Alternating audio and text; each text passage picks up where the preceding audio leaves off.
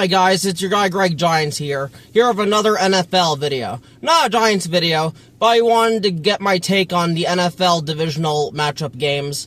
Now, I did the Bills versus Broncos yesterday. Not that the Bills won, but I was just ultra mega pissed about what happened in that. So I'm going to leave the link to that video in the description so you guys can see it. That was an ultra mega rant. And just shit like that. But these three, I'm not gonna rant. It's just whatever, honestly. But I'm just gonna get into it. I'm gonna jump into the 49ers versus the Seattle Seahawks, as the 49ers went to Washington to face the Seattle Seahawks. I picked the Seahawks to win, and this is the only game I got right. I thought it was gonna be close, to be honest.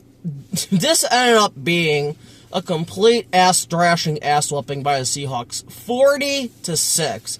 Yes, you heard me right.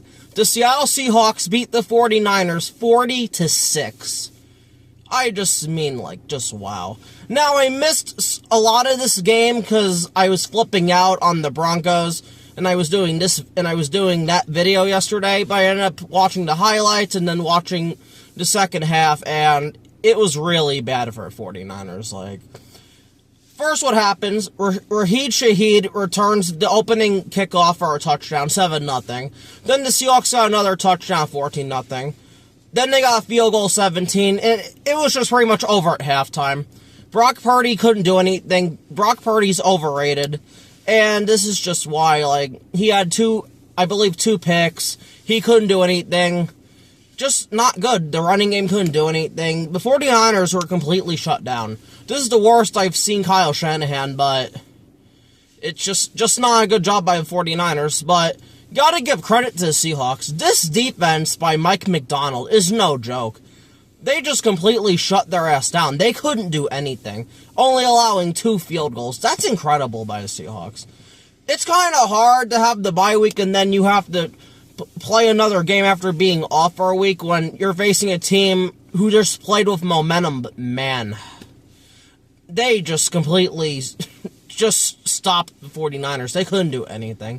Like I said, the 49ers are just too injured, so I didn't think they were going to win this game anyway, but I'm just shocked it was a blowout like this. Sam Darnold was okay in this game. I think he left in the game a little bit, but then he came back. But for the credit on offense, it is Kenneth Walker. I think 18 carries, 100-plus yards, and 3 touchdowns. I loved Kenneth Walker coming out. I was one of the people, Kenneth Walker over Breece Hall, and this is why. Kenneth Walker's a beast. So honestly, good shit to him. I believe JSN had a touchdown. I think that was Darnold's only touchdown pass. I just mean, wow. This Seahawks team is really, really good. Again, I thought this was going to be close, but I'm just shocked that's how this game went. So, good shit to the Seahawks, because they deserve big credit. To be able to beat a divisional rival that knows you pretty well, 40-6, who now they have to go up against another one in the Rams, so we're going to get into that game much later, but just a good job by the Seahawks, good job by Sam Darnold, the receiving core, the running back, the defense, the secondary, the coaching staff, and especially Mike McDonald. He's completely turned the Seahawks around. Now, they are 1 game away from going to the Super Bowl, and I just gotta say, that's really incredible. So, good shit to the Seahawks.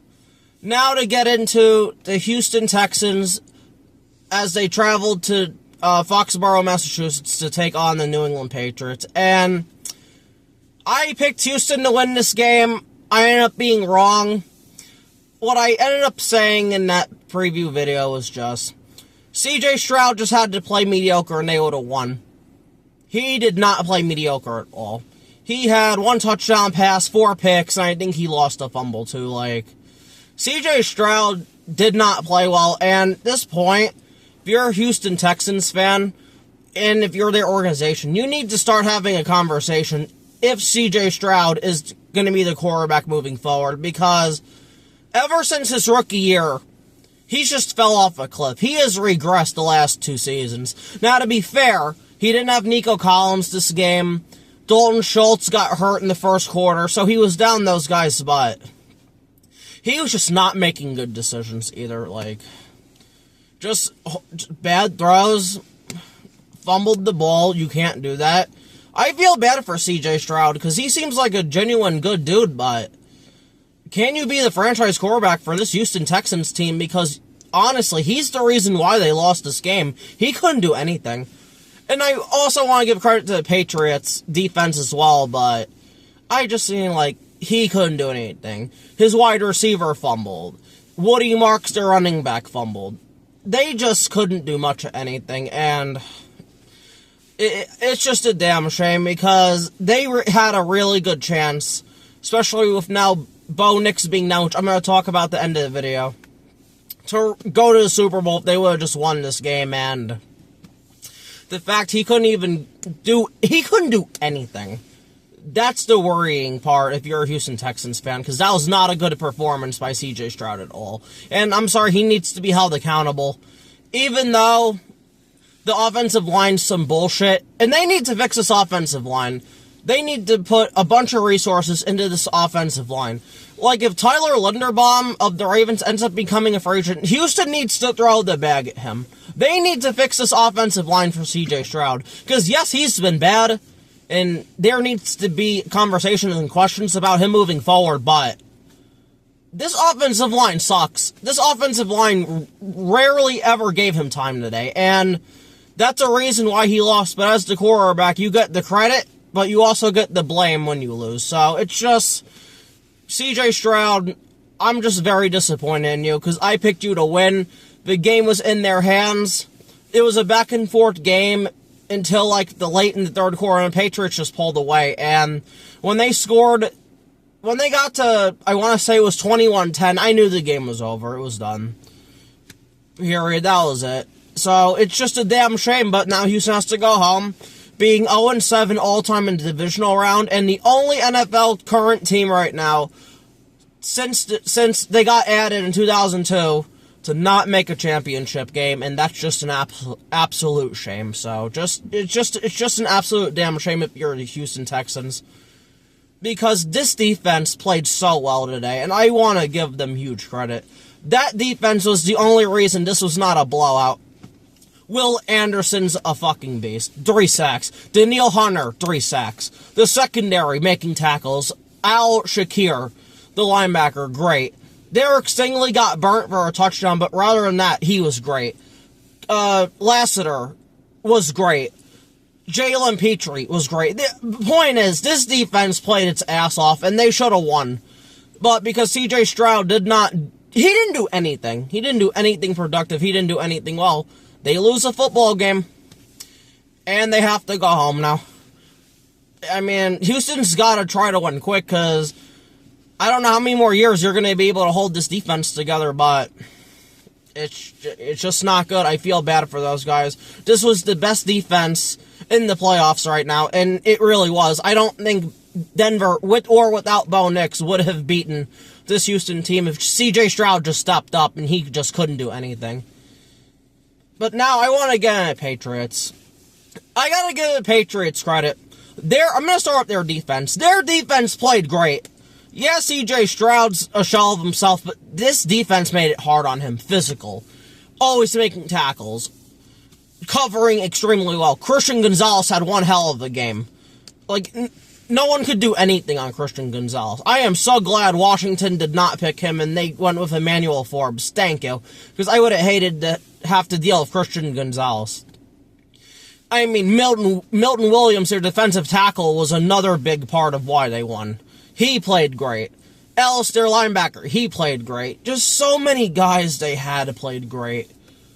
Honestly.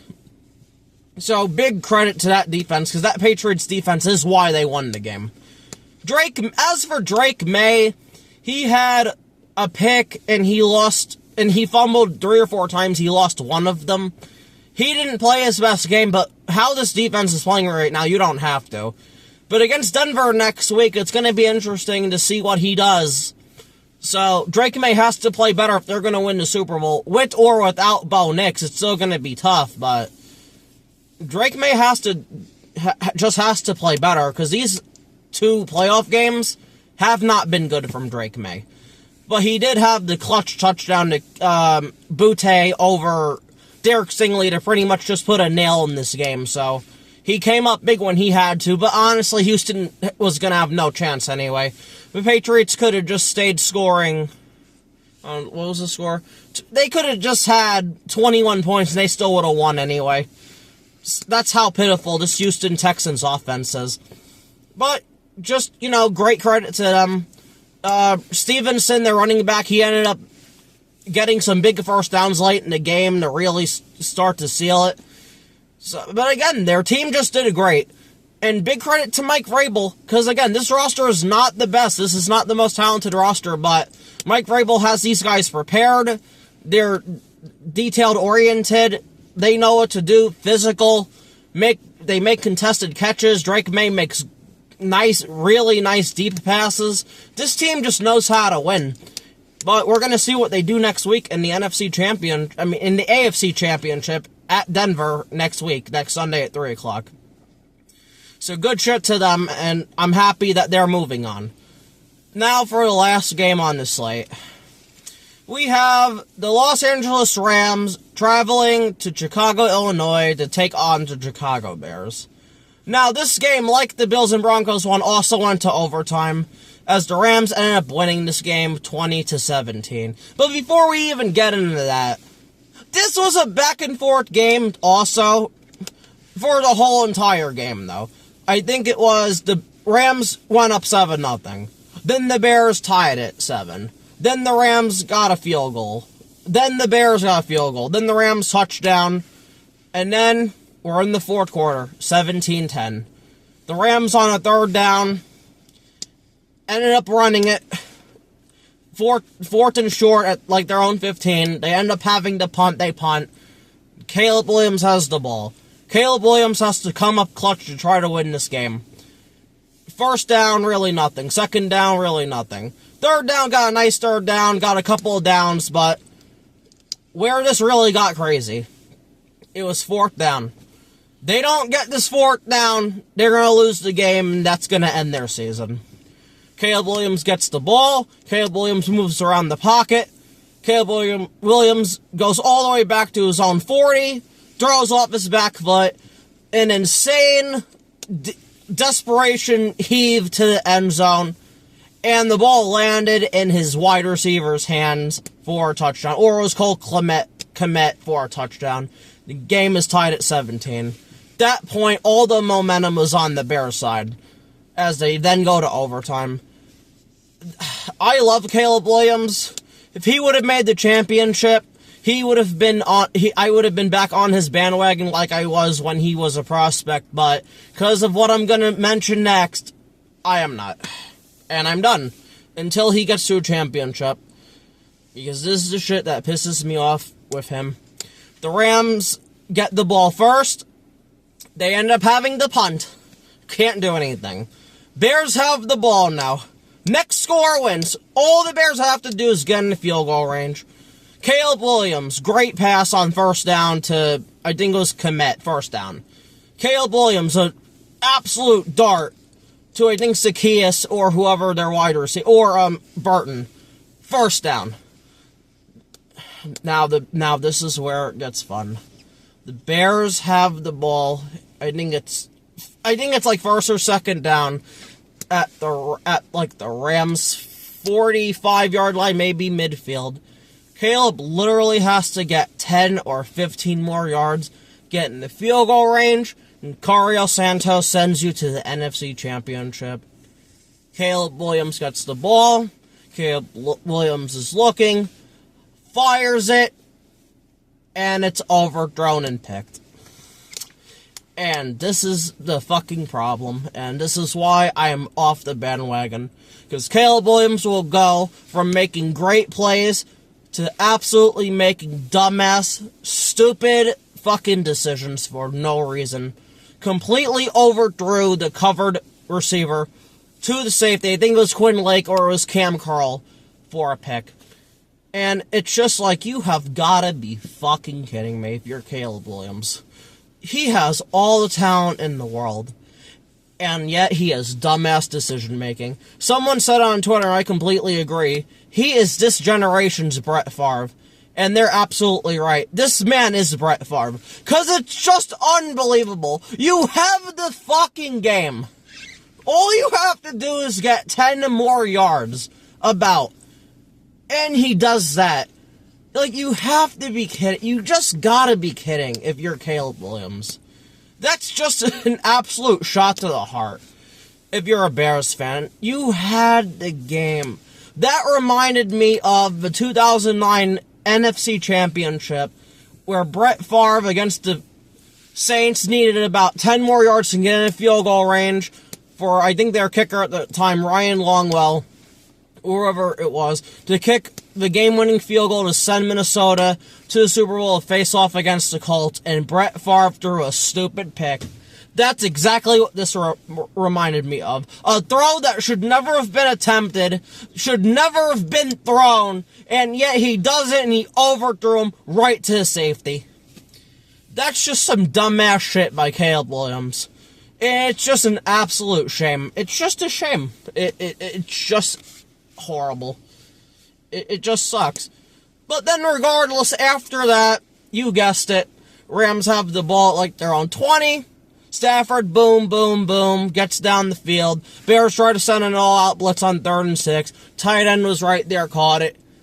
Rams get like another first down, kick a 42-game-winning field goal, and the Rams are going to championship.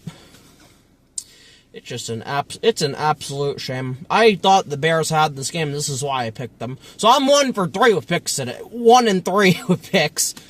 But you have got to be kidding me, man. That, again, you can't do that if you're Caleb Williams, and I hope he learns that. But I feel like that's just part of who he is. Because it worked the first time when he did it. He got a touchdown, and then he threw a pick. Hopefully that can get coached out of his game a little bit, or he could just be smarter about it, because you can't have that. You can't have that shit. Where he threw the game away. You needed 10 yards, and he just threw the game away. But regardless, so the Rams are going on to face the Seahawks. But now I want to get into the Rams. And I want to get into the winning team first, but the Bears, that was just depressing. The Rams fought back. Like I said, it was a back-and-forth game, but the Rams never gave up. They didn't give up for a second. All in doubt, when you thought they were going to lose, their defense made a play. And this is why I love Chris Shula so much. And getting into Chris Shula for a second, apparently, I don't know how true this is, the Steelers are going to hire him for their head coach. And if they do that, that's a really great hire for the Steelers. I wish Chris Shula, wherever he goes, all the success in the world, because that defense won them this football game. Not the offense, the defense. His defense played great and lights out today. Like, they played great. Jared Verse showed up. All those guys, Quentin Lake, Forbes, Cameron Curl, Kobe, who is it? Their corner, Kobe something, I can't remember, or Corey something. Again, they just stepped up and they showed out, and they did what they had to do, and they beat the Bears. Like, they played great. So congratulations to Los Angeles Rams going to the NFC Championship, because they honestly deserved it. They honestly 100% deserve it because of that defense, because that defense came up clutch when they had to. The Rams' offense was okay. They honestly should have put up more points. This isn't the best Bears defense in the world. Stafford came up clutch at the end, but he was kind of up and down this game. I think he had a pick, he had a touchdown or two, but, you know, it is what it is. McVay was conservative with his play calling. On a third down where it's like 2 minutes left in the fourth quarter, instead of giving it to his Hall of Fame quarterback, he runs the ball. That's conservative. McVay usually doesn't do that. I mean, I understand the thought process, but again, I'd rather give the ball to Matthew Stafford than Kyron Williams or Blake Corum. But at the end of the day, Stafford came up clutch when he had to, drove them down the field for a game-winning field goal, and to that, he gets credit. Good shit, Matthew Stafford.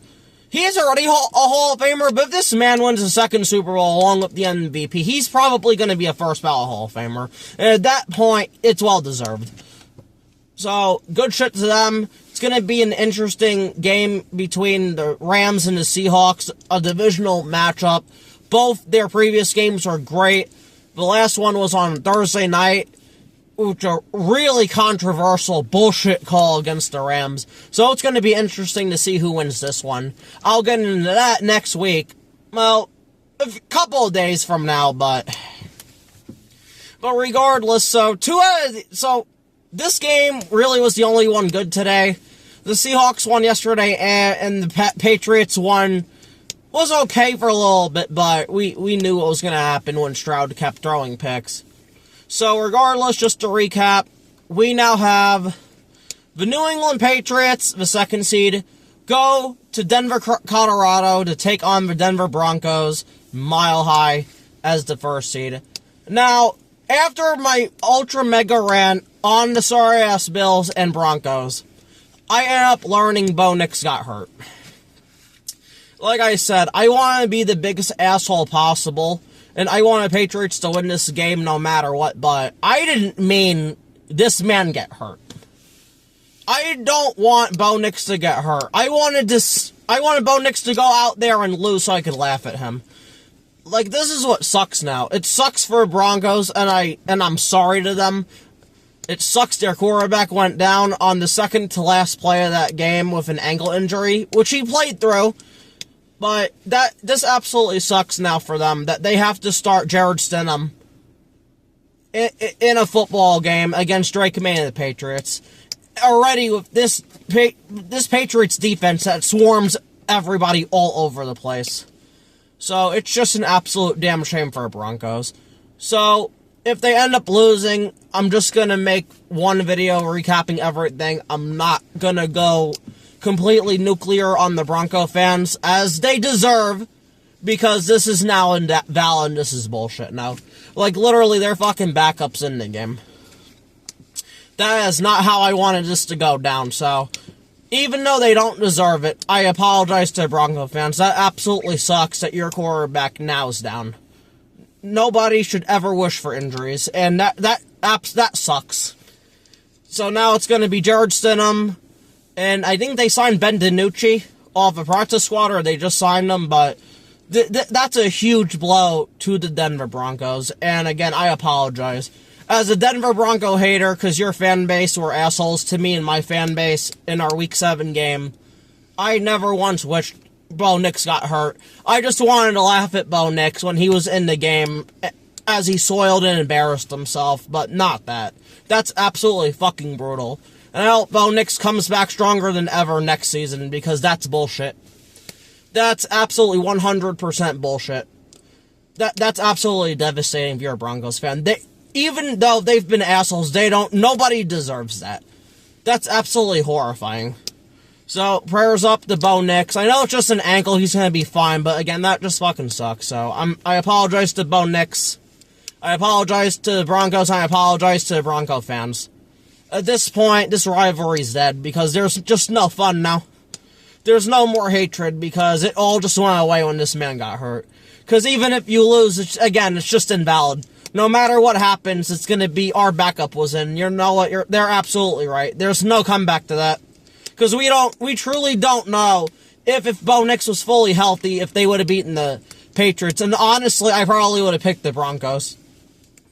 So, again, that's just absolutely devastating for them. That fucking sucks, so it is what it is, but that sucks. That absolutely sucks. And then the other matchup, we have the Los Angeles Rams traveling to Seattle to take on the Seattle Seahawks. Again, it's just going to be an interesting matchup in that one to see what happens. But both teams deserve to be there. Both teams played their asses off. And all these teams, these four teams deserve to be here. They came up clutch when they had to, and they won football games. So, whoever wins, good luck in the Super Bowl to whoever the two teams are, and then the two losers, it was a tough season for them, but they both put up, all four of these teams put up one hell of a fight. So to that, I say, good job playing football, good footballing. I wish I could say that with my team, so. But regardless, that's going to be it for this NFL divisional matchup recap of these three games. And again, I'm going to leave the video of my Bills and Broncos one in the description below, a link in this description below, damn it. But again, I did that video not knowing Bo Nix got hurt, so I know I might seem like the biggest asshole, and I meant every word of what I said in that video. I don't take it back, but it sucks now that Bo Nix got hurt, so again, that's going to be it for this video. Please like, share, subscribe, and comment. This has been your guy, Greg Giants, and that's going to be it for this video, and I'll be back within the next couple of days to pick my picks, and peace.